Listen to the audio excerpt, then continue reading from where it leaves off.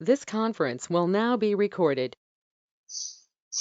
अद्य मंगलवासर अथवा बहुवासरः पौष कृष्ण पंचमी दिनांक 2 फेब्रुवारी 2021 चरकसूत्रस्थान अध्याय 29 प्राणाभिसर वैद्य शंखं चक्रं जलौकान् ददतमृतघटं चारुदौर्गचतुर्भिः सूक्ष्मस्वच्छातिरुद्यां शुकप्रतिविलसन् मौलिनं भोजनेत्रं कालाम्बोधोज्ज्वलाङ्गं कटितटविलसच्चारुपीताम्बराढ्यं वन्दे धन्वन्तरिं तं निखिलगदवनप्रौढदावाग्निलीलम् प्रौढदावाग्निलीलम् ब्रह्मणो हि समारब्धा मात्रेयाद्येषु पूजिताम् अस्मत्कार्यपर्यन्तां वन्दे गुरुपरम्पराम् आयुर्वेदरतं वन्दे माधवाख्यं महागुरुम्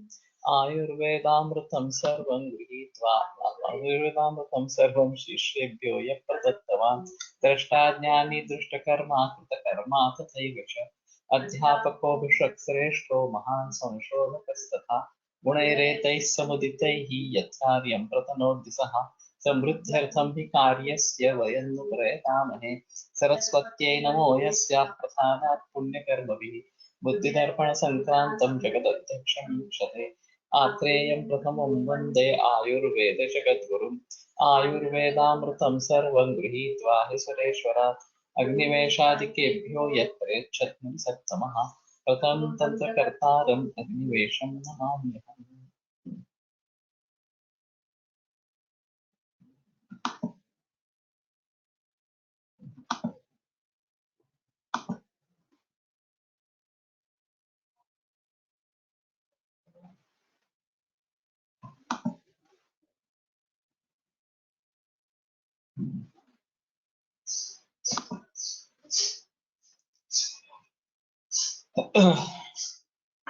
एवं वादनं भगवन्तम् अत्रयम् अग्निवेश उवाच भगवंस्ते कथम् अस्माभिर्वेदितव्या भवेयुः। के प्राणाभिसराः के रोगाभिसराः इत्येतद्विषये कथं ज्ञातव्यम् इति अग्निवेशेन पृष्टे अत्रेयः उत्तरं ददाति इति। भगवान् उवाच य इमे कुलीनाः पर्यवदात श्रुताः परिदुष्टकर्माणः। ये जो कुलीन इस प्रकार के हैं, अच्छे कुल में निर्माण हुए हैं, पर्यवदात श्रुताः जिनका श्रुत पर्यवदात इस प्रकार का है, शुद्ध इस प्रकार का है, परिदृष्ट कर्माणः जिन्होंने बहुत सारे कर्म देखे हैं, दक्षाः दक्ष है, शुचयः पवित्र इस प्रकार के हैं, जितहस्ताः। तो जितहस्त एक अलग कैटेगरी इस प्रकार की है कि जिसके हाथ में यश है वो जितहस्त है। कुलटकर सर ने एक घटना बताई थी बड़तमकर करके जो बहुत मशहूर एलोपैथी के डॉक्टर पुणे में थे, उनके बारे में उन्होंने एक घटना बताई कि ये पारतंत्र का समय इस प्रकार का था और उस समय वो किसी अंग्रेजी डॉक्टर से एलोपैथी सीख रहे थे और स्वतंत्रता प्राप्त हुई और सभी ब्रिटिश यहाँ से निकल पड़े, तो उसमें वो डॉक्टर भी निकल पड़े और वो बहुत ही लोकप्रिय इस प्रकार के अध्यापक थे। तो जब जहाज निकला तो उनको मिलने के लिए बहुत सारे छात्र बहुत बड़ी मात्रा में वहां पे उपस्थित हुए। तो वो गुरु भी सदगति इस प्रकार के हुए और उन्होंने उनके पास जो भी था वो देना आरंभ किया, किसी को पेन दिया, किसी को घड़ी दे दी वगैरह वगैरह इस प्रकार से। बड़कमकर थोड़ा शाय होने के कारण थोड़े दूर थे और वो उनके सत्शिष्य थे, लाडले शिष्य थे। तो जब उन्होंने देखा कि बड़कर बहुत दूर है तो उसने उसको नजदीक बुलाया और उसका हाथ हाथ में लेके उसको कहा कि मेरे पास तो अभी कुछ देने लायक बचा नहीं है, लेकिन मेरा हाथ तुम्हारे हाथ में है, तो जिस क्षेत्र में तुम हाथ डालोगे उसमें तरक्की करोगे और तुम्हारी बड़ी प्रतिष्ठा होगी। इस प्रकार का आशीर्वाद उसको दे दिया और बड़कमकर बहुत ही मशहूर हुए। बहुत बहुत दूर से एलोपैथी के डॉक्टर होने के बावजूद भी वो थोड़ा बहुत आयुर्वेद भी करते थे, ये एक अलग चीज है, लेकिन उस समय तो क्लिनिकल डायग्नोसिस ही प्रमुख था और ये उसमें विख्यात इस प्रकार के थे। तो जितहस्तता ये क्या चीज हो सकती है कि अगर इस प्रकार से गुरु का आशीर्वाद मिले तो उसके आगे और क्या चाहिए। यही एक इस प्रकार का फल हो सकता है। तो कहने का मतलब यह है कि जितहस्तता ये एक अलग कैटेगरी इस प्रकार की है कि जो आप करते हैं उसमें आप सफलता पाते हैं। तो ऐसे कुछ लोग होते हैं जितात्मान, जिनका अपने ऊपर काबू है, अपने ऊपर नियंत्रण। हाँ, खूप पूर्वी एक प्रदर्शन बघितलं होतं पुण्यामध्ये. सगळ्यांनी सगळ्यांनी. आणि त्याची ते कसं साफ ठेवला होता. आणि ते त्याने असं केलं पावसाळ्यात तुम्ही आज करणार त्या हे पाककलेत प्रवीण होतात असं त्यांनी दिलं होतं. आणि त्यांनी काय करावं माहिती होतं मला, साप अतिशय गिळगिळीत पाणी वाटत होतं. असं सिद्ध असतं म्हणा ना. नहीं होना सिद्ध असतं. नाही म्हणजे आता मग असं ज्या वेळेला सांगितलं जातं की अशा अर्थाने असं होत असेल, होत असेल असं काय. इसलिए ऐसा सदगुरुवाश्रय है, ये भी एक कारण है जितहस्तता होने का। सिद्धि के, वैद्य के सिद्धि का कारण अच्छा गुरु होना, ये भी एक है। विद्यामति कर्म दृष्टि अभ्यास सिद्धिराश्रय, वैद्य शब्दाभिनिस्तत्तो अलम एकैकमप्यतः। तो गुरुवाश्रय, सदगुरुवाश्रय, ये भी एक जितहस्तता का या सिद्धि का कारण इस प्रकार का है। और मैं ऐसा नहीं मानता कि भड़कमकर की वो काबिलियत नहीं थी, वो बिल्कुल काबिल थे, उन्होंने अच्छी पढ़ाई की थी, अच्छा ज्ञान दिया था, उसमें संदेह नहीं है। फिर भी उनको जितनी सफलता मिली, उनको जितनी प्रसिद्धि मिली, वो से किसी को नहीं मिली, ये बात अहम इस प्रकार की। सर्वोपकरणों बनना, सर्व उपकरणों से युक्त इस प्रकार से होना जरूरी है। सर्वेंद्रियोपन्ना, सर्वेंद्रियों से युक्त और वो सभी अच्छी तरीके से काम कर रही है। प्रकृतिज्ञा, प्रकृति जानने वाले, प्रतिपत्तिज्ञाश्च ते ज्ञेयाः प्राणानाम् अभिसरा। और प्रतिपत्तिज्ञ झटिति, जब तुरंत निर्णय लेने की आवश्यकता होती है तो सभी चीजों को ध्यान में रखकर योग्य निर्णय क्या है ये करने का सामर्थ्य कुछ ही लोगों में होता है, सभी लोगों में नहीं होता है। तो उसको प्रतिपत्तिज्ञ कहते हैं कि इस हालात में यही निर्णय सही है। हर निर्णय के पॉजिटिव नेगेटिव पॉइंट्स हो सकते हैं, लेकिन फिर भी ज्यादा पॉजिटिव पॉइंट्स किसमें है और नेगेटिव पॉइंट्स किसमें है, ये देखकर निर्णय लेना, ये एक अहम चीज इस प्रकार की होती है। ते ज्ञेयाः प्राणानाम् अभिसराः हंतारो रोगाणाम्, वो प्राणों के अभिसर और रोग के हंता इस प्रकार के समझने थे। अब ये काफी मुश्किल इस प्रकार का है, खास करके पर्यवदात श्रुता, ज्ञान विशुद्ध होना ये बहुत ही मुश्किल इस प्रकार की स्थिति है।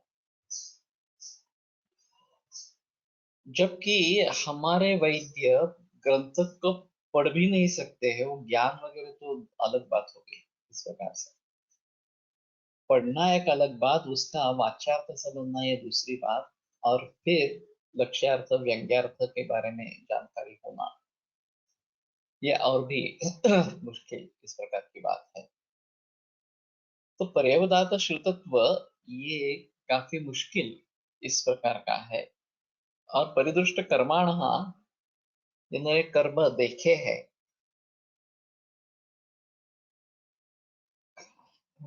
तो मैंने मेरे विद्यार्थी अवस्था में सिर्फ 3 वमन देखे थे वास्तव में और 3 ही कैंसर के मरीज देखे थे। हाँ, त्या विद्यार्थी अवस्थेत कॅन्सरचे हाँ, विद्यार्थी अवस्थेत कॅन्सरचे मरीज हाँ, होते. हाँ, होते ना पणसुळकरांकडे होतं, लेकिन 3 ही मरीज देखे थे। अभी ये परिदृष्ट कर्मता कहाँ से हासिल होगी ऐसी अगर स्थिति होती तो? जब मेरे पास पहली कैंसर की केस हुई और बहुत अच्छा रिजल्ट मिला, तो मेरे पास कैंसर के मरीजों की संख्या बढ़ने लगी। और जो अब मेरे छात्र है वो हर रोज कैंसर के मरीज देखते हैं, उसमें कोई प्रॉब्लम नहीं है। लेकिन उस जमाने में ये काफी दिक्कत वाली इस प्रकार की बात थी। और दक्ष और शुचि सर्वेंद्रियोपपन्न, ये एक अहम चीज है कि हम कब तक प्रैक्टिस करें। बहुत सारे लोगों ने आयुर्वेद में 80, 85, 90 वर्ष तक प्रैक्टिस की है। और सभी इंद्रिय अगर अच्छी तरीके से काम कर रही है, आपका स्टेमिना अच्छा है, तो आप काम कर सकते हैं, उसमें संदेह नहीं है। लेकिन अगर इसमें क्षति पहुंचती है तो ये मुश्किल इस प्रकार का होगा। तथा विधा ही केवले शरीर ज्ञाने शरीराभिनिर्वृत्ति ज्ञानी। तो केवल शरीर का ज्ञान और शरीर अभिनिर्वृत्ति ज्ञान, ये एक अहम चीज यहाँ पे बताई गई है कि शरीर के अंग प्रत्यंगों का निर्माण किस प्रकार से होता है। गर्भ विज्ञान जो है वो भी और प्रकृति विकार ज्ञाने च निस्संशया, और प्रकृति और विकार इनके बारे में निस्संशय इस प्रकार के होने चाहिए। तो अभी बहुत सारे रोगों का गर्भावस्था से अगर संबंध है, तो गर्भावस्था को लेकर जो शरीर निर्माण होता है, उसको ध्यान में रख सकते हैं। फिलहाल मैंने एक अभी नया प्रयोग किया है। षष्ठी स्थायी सिरा रोम बलवर्ण नख त्वचा, तो सिरा रोम नख वर्ण वगैरह वगैरह सब षष्ठ मास में निर्माण होते रहते हैं। तो अभी जहां तक कंजेनाइटल डिसीजेस का संबंध है, वहां मैं इस प्रकार का प्रयोग करता हूँ कि गर्भपाल रस, उसके साथ में ये उस महीने का क्वाथ और फलघृत यानुपान और फलघृत का अभ्यंग, ये मैं सुझाव देता रहता हूँ। लेकिन फिलहाल इसका कंजेनाइटल से कोई संबंध नहीं है, फिर भी छठे महीने का कल्प इस प्रकार से मैंने प्रयोग किया है। तो उस महीने में ये जो भाव निर्माण होते हैं,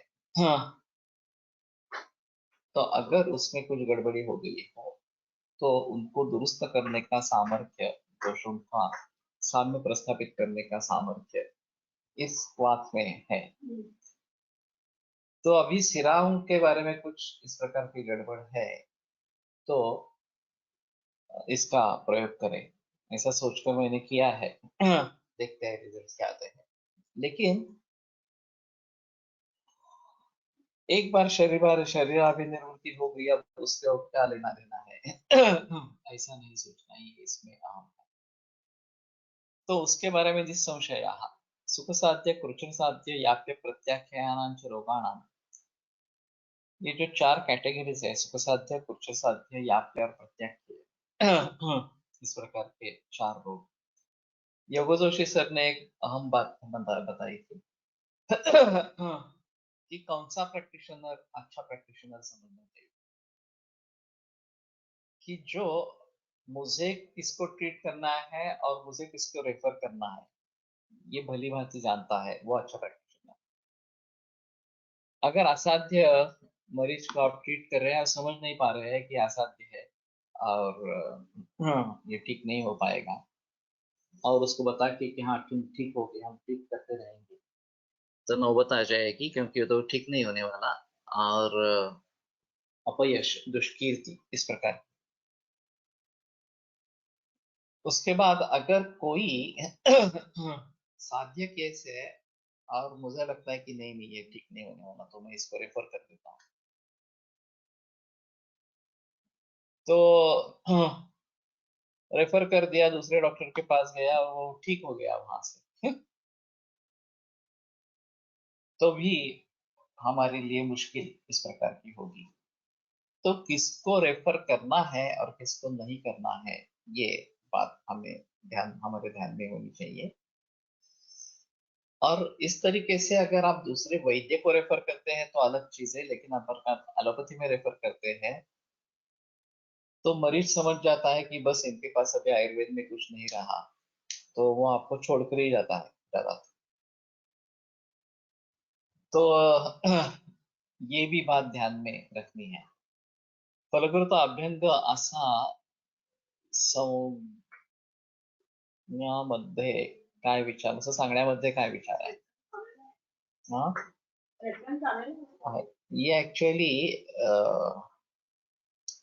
बाल रोग में फलकृत का अभ्यंग इस प्रकार का बताया गया है और खासकर गर्भबाधा वगैरह बारे में बताया गया है, तो वहां से ले लिया। और फिर गर्भ की वृद्धि के हिसाब से ये अच्छा है ऐसा सोचकर मैं बताता हूँ, खास करके गर्भबाधा में बताता हूँ। आतापर्यंत अभ्यंतरच वापरला। इन कल्पों को यूज करने पर रिजल्ट कितने दिन में एक्सपेक्ट करें? वैसे ऐसा होता है कि सिर्फ इन्हीं कल्पों का इस्तेमाल होता है, प्रयोग होता है, ऐसा नहीं, उसके साथ में बाकी भी द्रव्य होते हैं। लेकिन जैसे अन्य कल्पों के बारे में सोच सकते हैं उसी प्रकार इसमें सोच सकते हैं। कुछ ना कुछ फर्क 8-10 दिन में, 15 दिन में, महीने में तो होना चाहिए। तो ये it will depend on the case, case कैसी है इसके ऊपर ये निर्भर रहेगा। लेकिन बहुत देर लगती है ऐसा नहीं है, ये हाँ निश्चित है। तो सुख साध्य, कृच्छ्र साध्य, याप्य और प्रत्याख्य, ये जो वर्णन दिया है हाँ, तो ये काफी चीजों पर ये सुख साध्यत्वादी निर्भर है। हाँ, तो वाग्भट में सुख साध्य लक्षण वगैरह इस प्रकार के दिए है सूत्रस्थान पहले ही अध्याय में इस प्रकार के। साध्यो साध्य इति व्याधि धातु उत्पन्नता सुसाध्य कृच्छ्र साध्यश्च व्याप्योष्टानुपक्रमः सर्वौषध क्षमे देह यून संहितात्मना अमर्मो वर्गहित्व गरुड़ रूप वगैरह।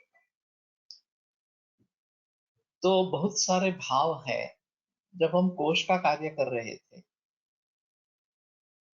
तो व्याधि का ज्ञान एक अलग और व्याधि के साध्या साध्यता का ज्ञान एक अलग, ऐसी स्थिति हुई।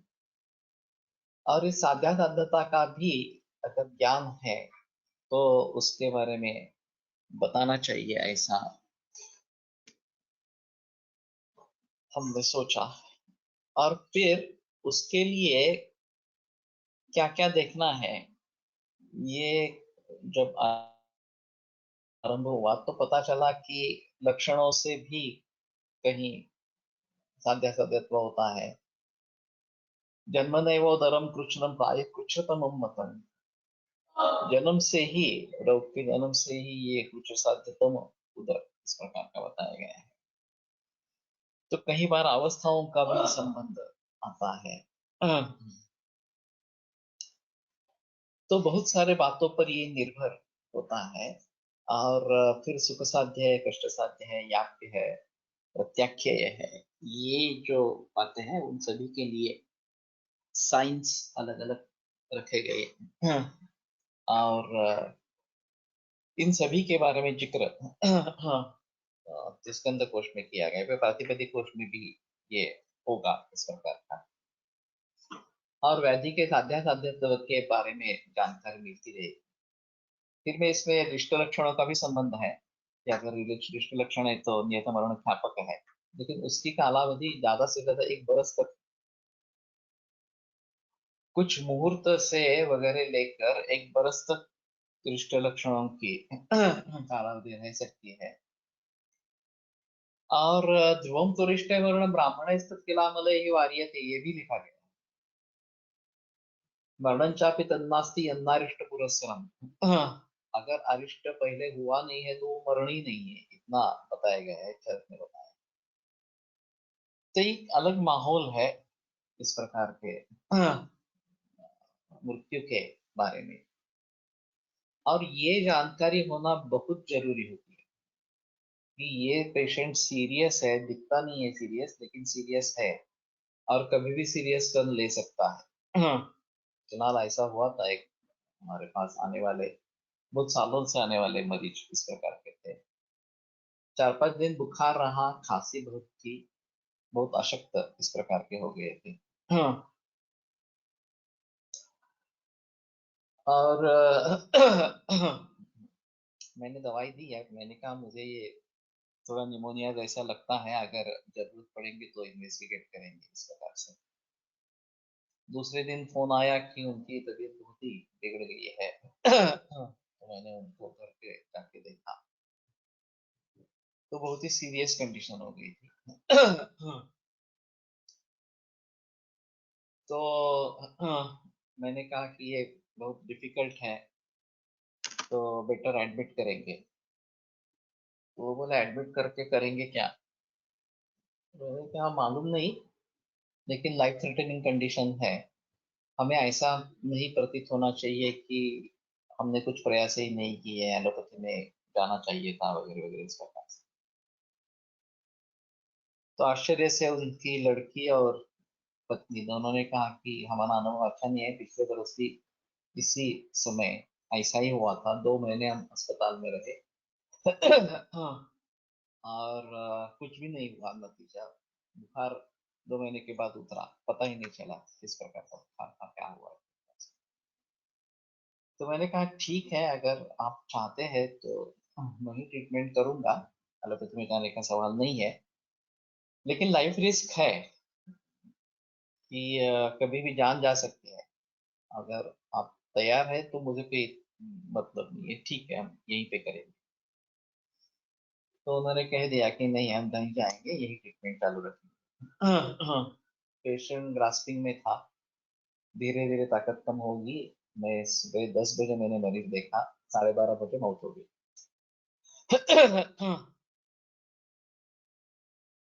तो अगर ये हमें पता नहीं चले कि ये पेशेंट सीरियस है और इस प्रकार से मौत आने वाली है, तो बड़ा नुकसान इस प्रकार का हो सकता है। ये आदमी समझा ही नहीं कि सीरियस केस है इस प्रकार से। तो ये हमारी जिम्मेदारी रहेगी किसी भी तरीके से आपको ये ज्ञान होना, साध्यता का, अरिष्ट लक्षणों का, ये बहुत जरूरी है। दूसरा, एक मैंने केस बताई थी, एक्यूट ल्यूकेमिया था, हीमोग्लोबिन 3 था, और मुझे भी बुलाया और एलोपैथी ऑन्कोलॉजिस्ट से भी संपर्क किया था। तो मैं देख के नहीं गया, तो एक बूंद खून नाक से आया था, बाकी पेशेंट ठीक था। ऑन्कोलॉजिस्ट से बात की तो उन्होंने कहा कि पहले ट्रांसफ्यूजन करवा लेते हैं, फिर ट्रीटमेंट के बारे में सोचते हैं। तो दोपहर में ट्रांसफ्यूजन निश्चित कर दिया मैंने, कि भी कहा कि ठीक है, ट्रांसफ्यूजन होने के बाद ही ट्रीटमेंट शुरू करेंगे। और दोपहर में पेशेंट सीरियस हो गया 2:30 बजे। जहाँ पे ट्रांसफ्यूजन होने वाला था वहां पे मैं गया देखने के लिए। ग्रास्पिंग में था, महाश्वास था, और हमारे सामने उसकी मौत हो गई। डॉक्टर भी थे एलोपैथी के, उन्होंने भी कोशिश की, मैंने भी कोशिश की, कुछ फायदा नहीं हुआ और हमारे सामने डेथ हो गई। अब जब मैंने ऑन्कोलॉजिस्ट से कॉल किया शाम को और बताया कि ऐसा ऐसा हुआ और उसकी डेथ हुई, तो बोले ठीक है। मैंने फोन रख दिया। तो मैंने पूछा क्या आपको कुछ अजीब नहीं लगा? तो बोले नहीं, अजीब तो नहीं है। एक्यूट माइलोइड ल्यूकेमिया का पेशेंट है, 3 हीमोग्लोबिन है तो मरते हैं, ऐसा कुछ ज्यादा इसमें बहस करने की बात नहीं है। मुझे ये बड़ा हादसा था क्योंकि मुझे समझ में नहीं आया। सुबह मैंने जब पेशेंट देखा तब मुझे आज मरने वाला है ये मेरे सामने नहीं आया, मुझे समझ में नहीं आया। तो ये थोड़ी अजीब चीज है। दूसरा एक मरीज रूबी हॉल में एडमिट था। कैंसर एडवांस स्टेज थी, लंग और लीवर, इसमें मेटास्टेसिस था। बिलीरुबिन 32 था, पेशेंट अनकॉन्शियस था। और डॉक्टर ने बता दिया कि कुछ घंटों का सिलसिला है, तो ट्रीटमेंट सब बंद कर दी और उसको आईसीयू में रखा था। ऑक्सीजन चालू था। तो रिश्तेदार आए और मुझे कहने लगे कि तुम ट्रीट करो। मैंने कहा ये ट्रीट करने के लायक है ही नहीं केस। तो बोले नहीं, हम समझते हैं कि उम्मीद बहुत ही कम है जीने की, लेकिन हम ऐसा नहीं चाहते कि सब ट्रीटमेंट बंद कर दिया, अब कुछ करने नहीं लायक नहीं है, कुछ ना कुछ ट्रीटमेंट होती रहनी चाहिए। वो नहीं कर रहे तो आप करो किस प्रकार से। तो बहुत ही जिक्र हुआ तो मैंने जाकर मरीज को देखा। देखने के बाद भी मुझे ऐसा ही महसूस है कि ये कुछ घंटों का ही है, तो कोई मतलब नहीं है ट्रीट करने का इस प्रकार से। लेकिन फिर भी उसके रिश्तेदारों ने जिक्र किया तो मैंने पेशेंट शिफ्ट किया वहां से साके अस्पताल में। हमारी दवा शुरू कर दी। वहाँ स्पेशल रूम में था, वहां तो आईसीयू में था, यहाँ स्पेशल रूम में रखा। और सकिंग रिफ्लेक्स था तो लाजावंड देना आरंभ किया और कुछ आरोग्यवर्धिनी हीरक भस्म वगैरह ऐसी कुछ दवाई थी। वहां के डॉक्टर ने मरीज देखा, वो बोले क्यों एडमिट किया, ये आज भी, आज की रात भी नहीं निकालेगा।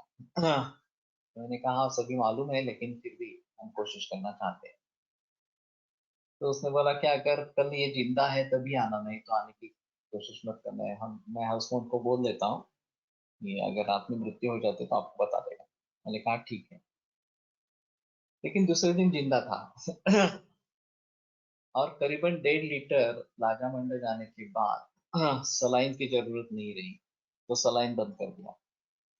सलाइन जैसे बंद किया वैसे लंग कंजेशन कम हो गया, ऑक्सीजन की जरूरत नहीं रही, ऑक्सीजन भी निकाल दिया। अब मैंने थोड़ा सा सोचा कि हम थोड़े एग्रेसिव ट्रीटमेंट करेंगे। तो मैंने आरगत और त्रिफला काढ़ा बना के उसको पिलाया, तो उसके थोड़े लूज मोशंस हुए। और 5-6 बार मोशंस होने के बाद वो थोड़ा सेमी कॉन्शियस हो गए। तो कुछ लोगों को पहचाना, रिश्तेदारों से कुछ बोला, रिलेवेंट इस प्रकार से। बिलीरुबिन 32 से 20 तक आ गया। वो राजस्थान का पेशेंट था और सभी रिश्तेदार पुणे में आने लगे उसको देखने के लिए, ये इम्प्रूव हो रहा है, ये उनके लिए बहुत ही आश्चर्यकारक इस प्रकार की बात। फिर भी वो आंखों के सामने हाथ हिलाकर कुछ ढूंढने की, टटोलने की कोशिश कर रहा था। तो असद रूपाणी पश्यति, ये एक रिश्ते लक्षण है। तो मैंने रिश्तेदारों से कहा कि हाँ इसका रिस्पॉन्स तो है, लेकिन मैं बता नहीं सकता कि ये बच पाएगा नहीं पाएगा, हमारे हिसाब में कुछ रिश्ते लक्षण है, कोशिश करते रहेंगे, अगर बचता है तो अलग चीज है। छठे दिन उसकी मौत हुई। फिर भी इससे बड़ी सबक नहीं। यावत कंठगता प्राणा तावत कार्य प्रतिक्रिया कदाचित दैव दृष्टि जीवन। जब तक कंठ में प्राण है तब तक प्रतिक्रिया करते रहनी है, चिकित्सा करते रहना। दैव योगेन दृष्टिरिष्टोपि जीवति, दैव योग अगर बलवत्तर है तो दृष्ट लक्षण दिखने पर भी जिंदा रह सकता है।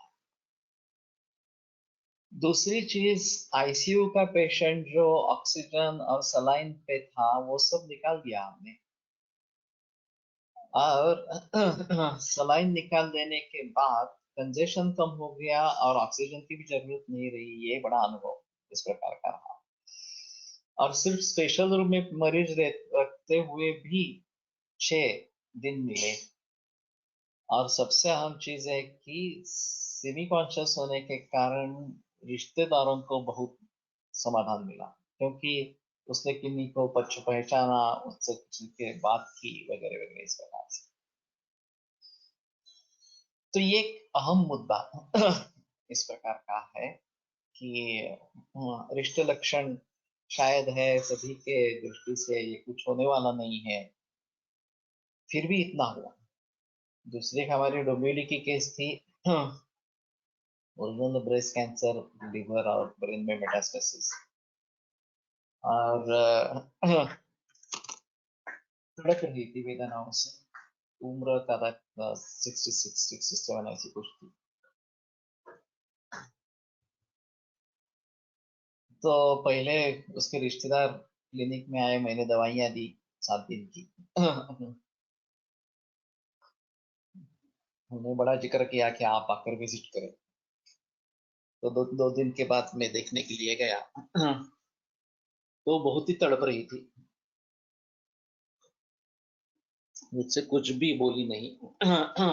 स्पर्शास्त्र भी बहुत था। तो मैंने कहा कि कोई चांसेस नहीं है, लेकिन दवा तो दी है आपको, तो दवा चालू रखो, और अगर भूख लगती है तो सिर्फ दूध देना, बाकी कुछ नहीं देना। वो वास्तव में वोखार्ड में एडमिट थी, मुलुंड में वोखार्ड हॉस्पिटल है वहां पे। और वहां पे डॉक्टर ने डिस्चार्ज दे दिया था कि आप कुछ भी चांसेस नहीं है, 2 दिन से भी ज्यादा बचेगी नहीं, तो लोग घर पे लेके जाओ, इसलिए डिस्चार्ज दे दिया था। और मेरे एक पहचान की ऑन्को सर्जन वहां पे काम कर रही थी। तो उसने मेरे नाम का सुझाव दिया और एक बार मुझसे मिलने के लिए कहा, तो वो मेरे पास आए। तो तीसरे दिन उनका फोन आया कि इसने दूध आरंभ किया है, आधा लीटर दूध गया है। और फिर धीरे धीरे वो सुधरती गई। पूरी तरीके से बाहर आई। तो ये बड़ा चमत्कार इस प्रकार का था, आश्चर्यजनक इस प्रकार का था। सभी रिश्तेदार जो घर में जमा हुए थे, इकट्ठा हुए थे, वो सभी अपने अपने घर चले गए। तो ये भी बात हो सकती है कि जिसको हम कहेंगे कि असाध्य है, कुछ भी होने वाला नहीं है, इसमें भी इस प्रकार का यश मिलता है। और कहीं हमें लगता है कि ये तो ठीक हो जाएगा, अब नहीं होता है। अचानक मृत्यु हो जाती है इस प्रकार से। तो ये बहुत सारे भावों पर निर्भर है। और प्रॉपर जजमेंट पाना ये काफी मुश्किल इस प्रकार में होता है। तो लेकिन इस अवस्थाओं में ट्रीट करना है नहीं करना है, ये एक अलग चीज होती है। बहुत सारे वैद्य मानते हैं कि नहीं ट्रीट करना है, इसमें अपयश फैलता है, दिक्कत भी होती है। लेकिन मानवता की दृष्टि से अगर देखा जाए तो ट्रीट करना चाहिए। तो मैं करता रहता हूँ, ऐसा नहीं करता कि नहीं करके कंटिन्यू नहीं करेंगे, ऐसा मैं नहीं बताता इस प्रकार का। एक ऐसा ही बीएमएस मेरा थोड़ा जूनियर, उसका लड़का 18 बरस का, उसको ल्यूकेमिया हुआ। एलोपैथी की केमोथेरेपी की ट्रीटमेंट सभी हुई, बाद में मेरे पास आया। मैंने समझाया उसको कि इस पर संतुष्ट मत रहो, ये रिमिशन फेज में है, तुम्हें परहेज और ये सब करना है। लेकिन वो ज्यादा सीरियस नहीं था, और फिर रिलैप्स आ गया। एक करीबन 6-8 महीने के बाद। और वो बहुत ही सीरियस हो गया। और मैंने पहली बार इतना सीरियस मरीज देखा कि सभी रंध्रों से, ऊपर के 7 और नीचे के 2, नाक, कान, मुंह, आंखें, सभी से रक्तस्राव हो रहा था। और नीचे भी मेट्रा और गुदा से रक्तस्राव हो रहा था। असाध्यम उभयनम दोनों तरीके से अगर है तो असाध्य ही बताया गया। तो मैंने जिक्र किया कि ल्यूकेमिया का मरीज है, उसके थोड़ा सा पहले, ये अवस्था आने से पहले उसके ब्लास्ट सेल 95 थे। ये प्लास्टिक क्राइसिस कहते हैं, और इसके बाद तुरंत मौत होती है। तो मैंने कहा कि तुम खुद डीएमएस हो, मालेंद्र प्रकाश से संपर्क करो, और देहरादून में है, और उसकी इसी खासियत है, ल्यूकेमिया की ही खासियत है, उसी को ट्रीट करता है, और वाली पानी करके एक उसकी दवा है। तो उसने फोन लगाया। तो उसने पूछा कि ब्लास्ट सेल्स कितने हैं? 95। नहीं नहीं, मैं ये ट्रीट नहीं करता। उन्हें उसने सीधा टाल दिया, इतना बड़ा ज्यादा ये है तो मैं ट्रीट ही नहीं करता। तो इसने जिक्र की कि आप ट्रीटमेंट दे दीजिए, शायद सफलता मिले न मिले, ये अलग चीज है।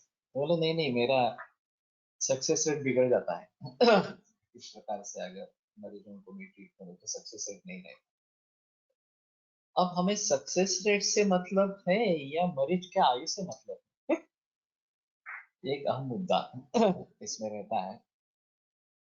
मैं फिर भी झगड़ता रहा इस मरीज के लिए, उसको अंत में भारतीय हॉस्पिटल में एडमिट किया था, 2 दिन था, और फिर उसकी मौत हो गई।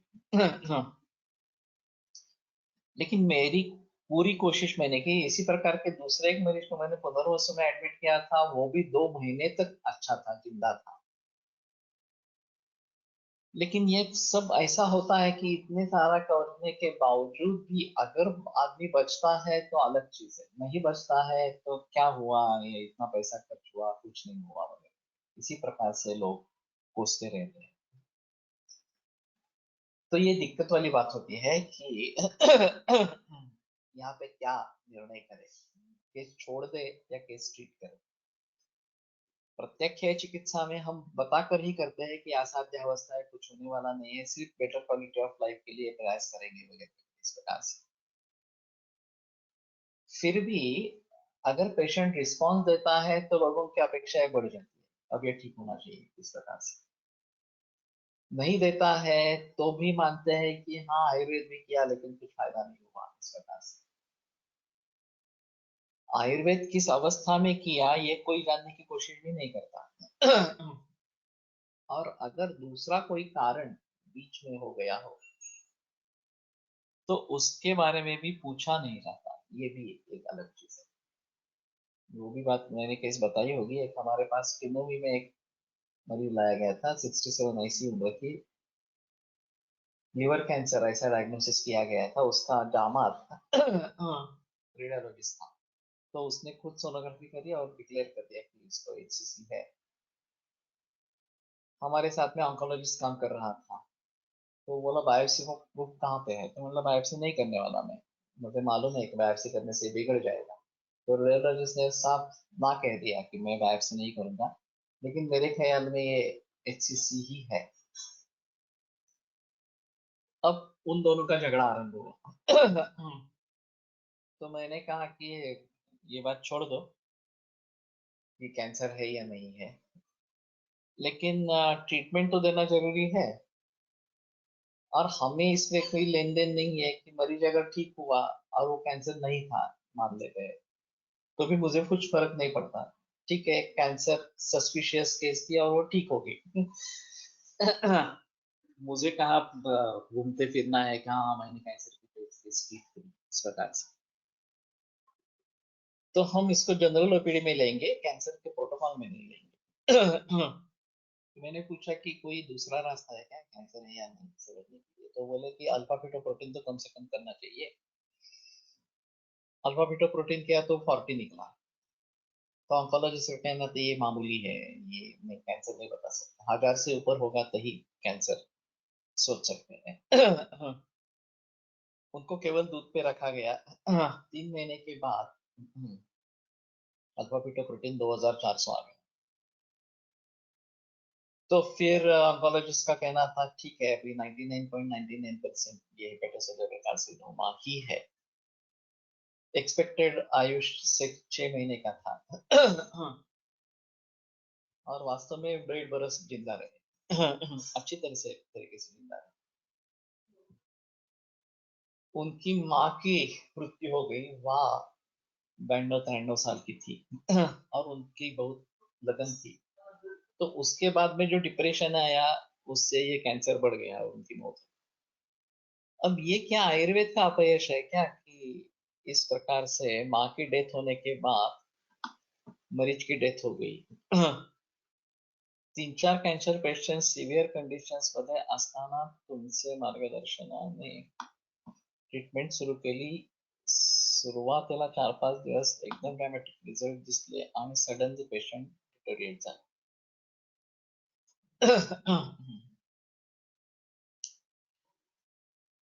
तो ये होता है अगर कंडीशन वास्तव में ही ट्रीट करने लायक नहीं है या असाध्य ही है, प्रत्याख्य ही है इस प्रकार से। और खास करके मेरा अनुभव कैंसर के बारे में बहुत हुआ है इस प्रकार। तो कैंसर के अंतिम अवस्था में बहुत सारे मरीज मैं देख चुका हूँ और हर रोज देखता ही रहता हूँ इस प्रकार से। तो ये बात स्पष्ट है कि साध्यासाध्यत्व का ज्ञान होना बहुत जरूरी इस प्रकार का होता है और सभी कारणों को ध्यान में रखना चाहिए। केवल ये माँ की मृत्यु हो गई, ये तो एलोपैथी में कंसिडर ही नहीं होता कॉज है, डिटोरिएशन का कॉज है, ये देखा ही नहीं जाता इस प्रकार से। और यहाँ का आयुर्वेद का क्या संबंध है? आयुर्वेद का कुछ संबंध नहीं है इसमें।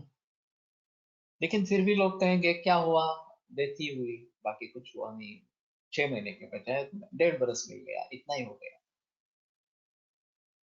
लेकिन जिन मरीजों के रिश्तेदारों को ये इस बात समझ में आती है, वो समझ पाते हैं, सभी समझ पाते हैं, ऐसी भी बात नहीं है।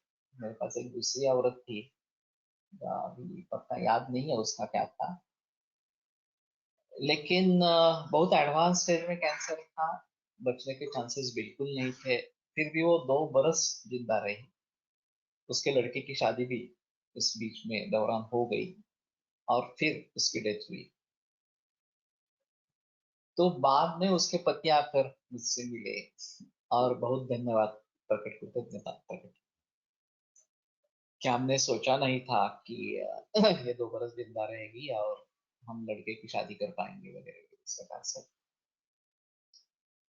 तो ये भी होता है। तो कहना मुश्किल है, इन सभी का एग्जैक्ट जो अंदाज होना चाहिए, ये होगा ये नहीं होगा इस प्रकार से, ये आना काफी मुश्किल है। जितना अनुभव बढ़ेगा उतना उसमें ज्ञान होगा, परफेक्शन इस प्रकार का आएगा। लेकिन फिलहाल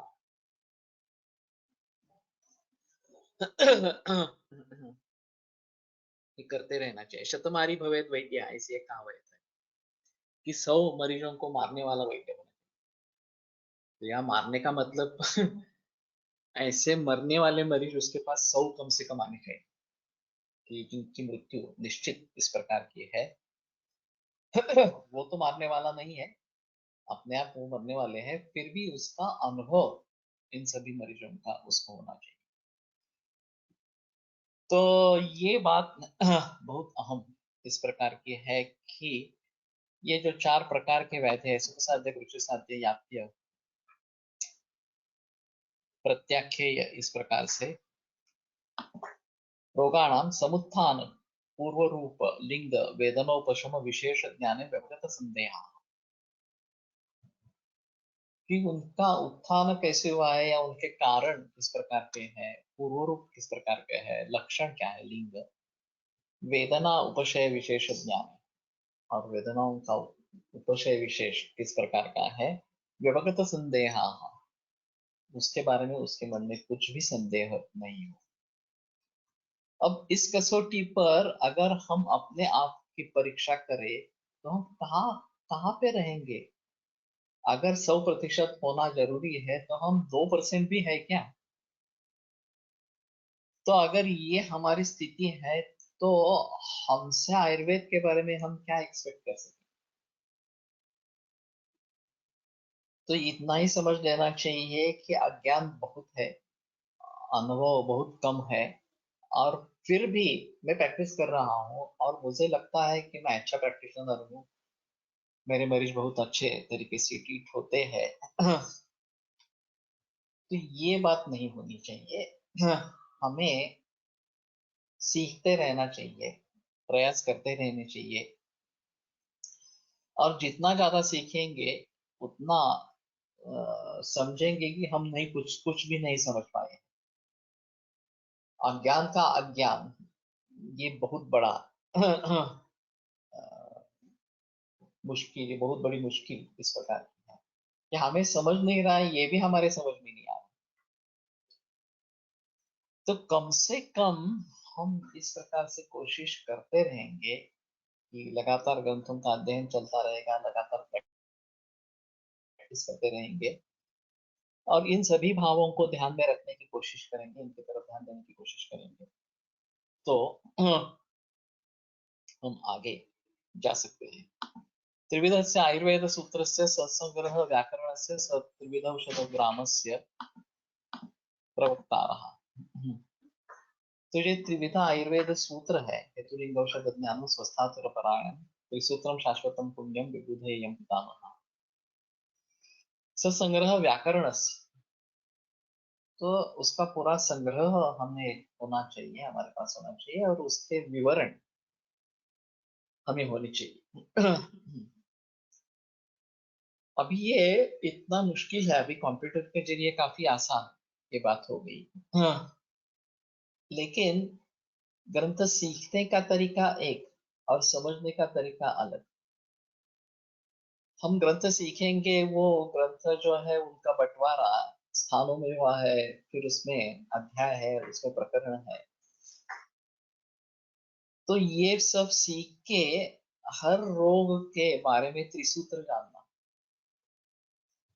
कि ये संदर्भ जो एक रोग के सभी संदर्भ सभी ग्रंथों में बिखरे हुए इस प्रकार के हैं, और वहां भी सामासिक शब्दों के जरिए इकट्ठा हुए हैं। तो ऐसी स्थिति में हर रोग का त्रिस्कंधात्मक ज्ञान होना ये बहुत मुश्किल बात है ग्रंथों के अध्ययन से। मैं उदाहरण देता रहता हूँ, वो अष्टाध्यायी और ये वैयाकरण सिद्धांत को, पाणिनि का मूल ग्रंथ अष्टाध्यायी इस प्रकार का है, और इसमें एक अद्भुत चीज ऐसी है कि पूर्वतरा सिद्धम में 8-2-1 इस प्रकार का सूत्र है, 8वें अध्याय में दूसरे पाद का पहला सूत्र। तो सपाद सप्ताध्यायी प्रति त्रिपादी आसिद्धा त्रिपाद्याम पूर्व प्रति परम शास्त्र। सपाद सप्ताध्यायी के लिए त्रिपादी या 8-2-8-3-8-4 ये जो 3 पाद है, उसमें जो भी सूत्र लिखे गए हैं वो उनके लिए असिद्ध है, वो सपाद सप्ताध्यायी को दिखते ही नहीं। और त्रिपाद्याम अपनी पूर्वम प्रति परम शास्त्र असिद्ध, त्रिपादी में भी 8-2-1 8-2-2 8-2-3 वगैरह ऐसे जो सूत्र है, वो पूर्व सूत्र को पर सूत्र मालूम नहीं है। इस प्रकार से शतमारी का अर्थ तो ये होता है कि एक रोग के शत औषध और शत औषधि एक ही रोग में प्रयोग करने वाला ज्ञाता। हाँ,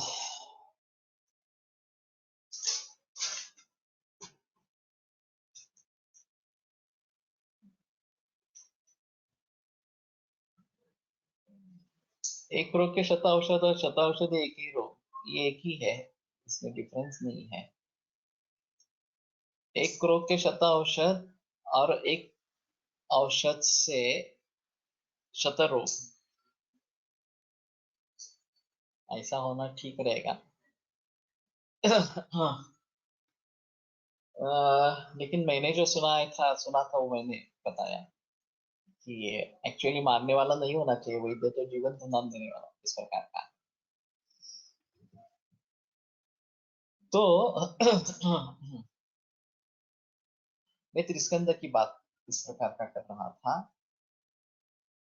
तो अष्टाध्यायी अगर हम पढ़ते हैं तो पूरे व्याकरण का ज्ञान हो जाता है, वहां सूत्रों का एक विशिष्ट क्रम है जिसके इसकी अनुवृत्ति मिलती है और अनुवृत्ति के कारण शब्द कम हो जाते हैं।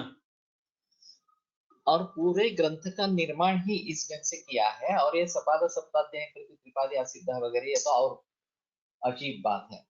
ये बुद्धि चातुर्य का उत्कृष्ट नमूना है, पाणिनि की बुद्धि चातुर्य।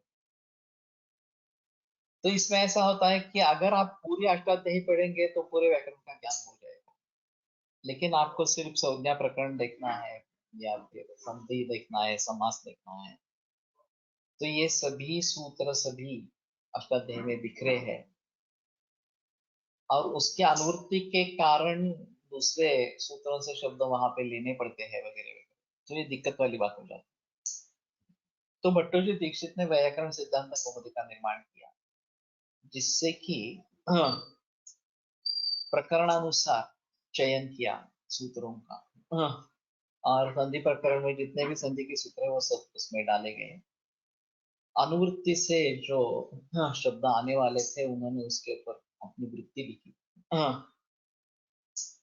और फिर उसके आधार पर हम उस सूत्र का अर्थ लगा सकेंगे, ऐसा किया। तो अगर हमें थोड़ा ही हिस्सा सीखना है व्याकरण का तो सिद्धांत कौमुदी अच्छी है, लेकिन पूरा व्याकरण पढ़ना है, सीखना है तो अष्टाध्यायी अच्छी। अब अष्टाध्यायी को पढ़ने वाले बहुत कम हो गए। मैंने एमए किया संस्कृत व्याकरण में किया, फिर भी मैंने अष्टाध्यायी नहीं पढ़ी सिद्धांत कौमुदी पढ़ी। ये थोड़ा अजीब है। पांत व्याकरण पढ़ना चाहिए ऐसा कहते हैं कि अष्टाध्यायी, कात्यायन के वार्तिक और पतंजलि का महाभाष्य, ये सब पढ़ेंगे तो पांत अध्ययन हो जाता है। पतंजलि का जो व्याकरण महाभाष्य इस प्रकार का है, वो एक अलग तरीका है, परंपरा है। और अभी जो जिक्र किया जाता है वो सिद्धांत कौमुदी के बारे में जिक्र किया जाता है, तो उसको कैसे पढ़ेंगे? उसका संक्षिप्त रूप सार सिद्धांत कौमुदी, उसका संक्षिप्त रूप लघु सिद्धांत कौमुदी, और उसका भी संक्षिप्त रूप प्रारंभिक पाणिनि। अब हमारे सिलेबस में प्रारंभिक पाणिनि में रखा गया था।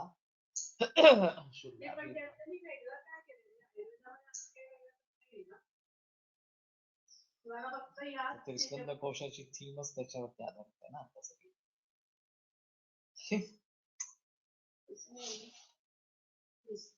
त्रिस्कंद कोशामध्ये बोलत असताना अनेक ग्रंथ बोलायला लागतात त्याच्यात. म्हणजे एक लक्षण बघायचं तर जरब वेगळा तुझा अवघड होता, त्याचं काही संकलित एकच आहे की हे वापरा. इसके पहले एक चित्रशाला प्रेस ने काम किया है वेदांत स्थान अष्टांग संग्रह का, और शारीर स्थान, ये उन्होंने छपवाए हैं। अब रिप्रिंट हुआ है नहीं हुआ है मालूम नहीं, लेकिन इसमें चरक सुश्रुत वाग्भट से क्रॉस रेफरेंसिंग है, अनूठा काम है ये। और ये करीबन 1940-50 में हुआ था। तो उस जमाने में जब कंप्यूटर्स बिल्कुल कोई नाम भी नहीं था कंप्यूटर्स का, तो उस जमाने में इस प्रकार से क्रॉस रेफरेंसिंग देना और उस प्रकार से प्रिंट करना, ये बहुत ही बुद्धि का काम और बहुत ही जिक्र का काम इस प्रकार का था। अगर आपके पास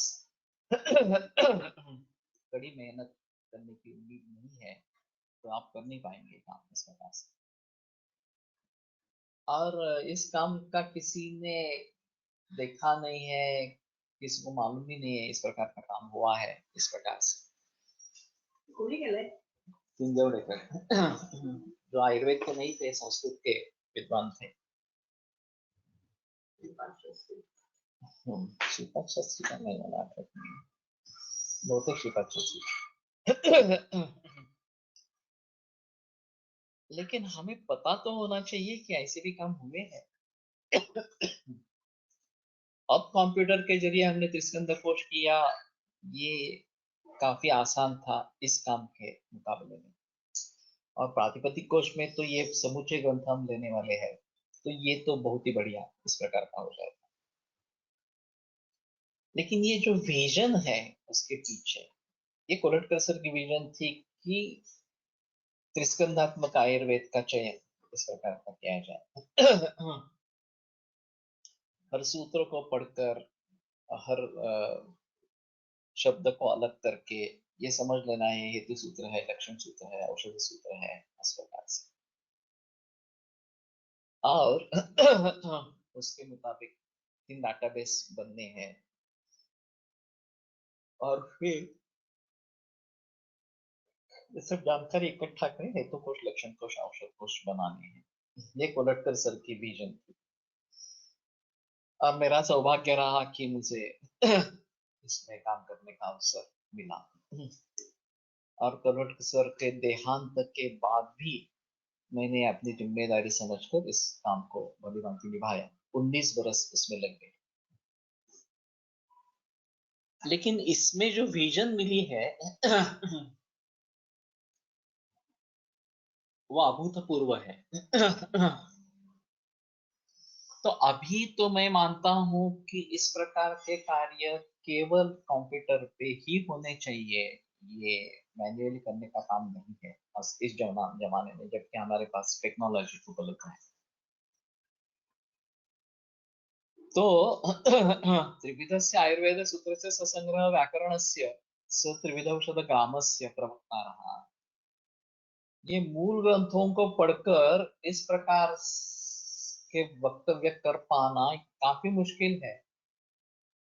अभी हमारे पास त्रिस्कंद कोश है तो उसमें से हम झट से बता सकते हैं, हाँ इस रोग के ये लक्षण है, कारण है, ये चिकित्सा है वगैरह, क्योंकि ये सब इकट्ठा हुआ है वहां। लेकिन संदर्भ इतने बिखरे हुए हैं, उन सभी को चयन करके साथ में लाना ये बहुत ही कौशल्य का इस प्रकार का काम है। और पुराने जमाने में तो ये लोग करते थे, फिर भी करते थे। मैंने एक मरीज को कंसल्टेंट से यहाँ देखा था, अर्श का रुग्ण था, बाह्यार्श था, और फिर उसको सर ने चिकित्सा दे दी। मैं 3rd ईयर में था, सूचक का प्रयोग किया था, स्वर्ण सूचक, और उसका अर्श मिट गया। ये मैंने देखा, पहले अर्श भी देखा और बाद में वो मिट गया, ये भी देखा। तो मैंने सूचेकर को कभी अर्श में प्रयोग करते हुए देखा ही नहीं था। मैंने उनसे पूछा कि आपने सूचक का प्रयोग क्यों किया इसके पास। फणसलकर जी की खासियत थी, ज्यादा बोलते नहीं। वो मुझे सीधे लेके गए उत्तर स्थान में, और गर्विश का परिणाम अर्श इस प्रकार का दिखाया। एक सूत्र है वहां पे, अर्श के कारण, गर्विश के कारण क्या क्या उत्पन्न होते हैं, उसमें अर्श। तो फिर भी मेरे बात समझ में नहीं आई कि गर्विश का कारण अर्श है, गर्विश अर्श का कारण है। तो यहाँ सूचेकर का क्या रोल है? तो फिर सूत्र स्थान 7वें अध्याय में लेके गए। विषमुक्ताय दद्याच्च शुद्धाय वर्गों सदा सूक्ष्म ताम्र रजक्ता में, इस प्रकार से सूत्र है। तो पहले ताम्र भस्म लेना है। शुद्धे रति ततश्चाणम हेम चूर्ण से दाते दस जते हेम पांगे तत्व पत्र दुवत विषम। सुवर्ण प्राशन करने वाले के शरीर में विषय ठहरता नहीं है, इस प्रकार से। और विरुद्धमपि चाहारम विद्यात विषय गर्भ, विरुद्ध आहार ये गर्भ विषय के समान समझना चाहिए वगैरह। अब मेरा अध्याय कंठस्थ था इस आत्मा में, सूत्र तो मुझे याद थे, लेकिन ताम्र और सुवर्ण का इस प्रकार का प्रयोग इसमें आया है, और ये गर्विश के लिए है, और विरुद्धाहार ये गर्विश के समान है। और वो आदमी विरुद्धाहार सेवन कर रहा था, उससे गर्विश उत्पन्न हुआ, उससे अर्श उत्पन्न हुआ, और उसको ठीक करने के लिए ताम्र और सुवर्ण चाहिए था। वो स्वर्ण सूचकर में था, इसलिए स्वर्ण सूचकर। ये रीडिंग बिटवीन द लाइंस इतना है कि ये सब समझ पाना, उन्होंने मुझे सिर्फ सूत्र दिखाए, उन्होंने कुछ बताया नहीं। ये उत्तर स्थान में ऐसा सूत्र है, सूत्र स्थान में ऐसा सूत्र है, अब तुम समझ लो स्वर्ण सूचक का प्रयोग क्यों किया होगा। तो कोई कहेगा कि हाँ पहले ताम्र देंगे फिर सुवर्ण देंगे, ऐसा ही करेंगे, स्वर्ण सूचक क्यों देंगे। ठीक है, ये अलग अलग सोच है, और कोई इस प्रकार से भी सोच सकता है। लेकिन इजीली अवेलेबल ऑप्शन जो है वो ताम्र और स्वर्ण युक्त है, इस प्रकार स्वर्ण तरी सूक्ष्म। वाले माझी शंका अशी असतात जर विषयी इतके व्हॅल्यू उत्पन्न होतात की नपुंसकलिंगामध्ये बाहेर. तर याचं उत्तर काय की एखाद्याला हेच का नाही आलेलं तेच का. अलग अलग रहता है। कारणों की दृष्टि से देखा जाए तो गर्भ विषय की जो चिकित्सा है वो अगर हम करेंगे तो कोई भी व्याधि हो वो ठीक होना इस प्रकार का हो सकता है। लेकिन रोग के हिसाब से देखा जाए तो शायद उसके लिए दूसरी भी कोई दवा हो सकती है। ताप्यादि लोहों के फलश्रुति में भी गर्भ विषय और उसमें अर्श भी। तो शायद कोई भी ऐसा भी सोच सकता है कि ठीक है ये गर्भ विषय के कारण उत्पन्न हुआ, मैं ताप्यादि दे दूंगा वगैरह इस प्रकार से। और खंडसरकर तो ताप्यादि देते ही थे। ऐसी भी नहीं है, ताप्यादि उनकी फेवरेट दवा थी। तो ये अलग अलग माहौल रहेगा, उस समय में उनके ध्यान में जो आया वो उन्होंने प्रयोग किया, उसकी सफलता। That's all. तो ठीक है, यहीं पे रुकते हैं और कल सिलसिला आगे बढ़ाएंगे। आयुर्वेद प्रकांडो निगदित इह हि शल्यतंत्र प्रधानः शिष्येभ्यः शाश्वतोऽयं निखिलजनकृता व्याप्तचित्तेन येन आयुर्वेदस्य वाञ्छन् पुनरपि भुवने काञ्च सुष्ठु प्रतिष्ठान् श्रेष्ठं धन्वन्तरिं तं प्रणमति च सदा वैद्यवर्गो हि नूनं वैद्यवर्गो हि नूनं विरम्यते व्याख्यानवाहः। श्वः पुनरपि मिलिष्यामः।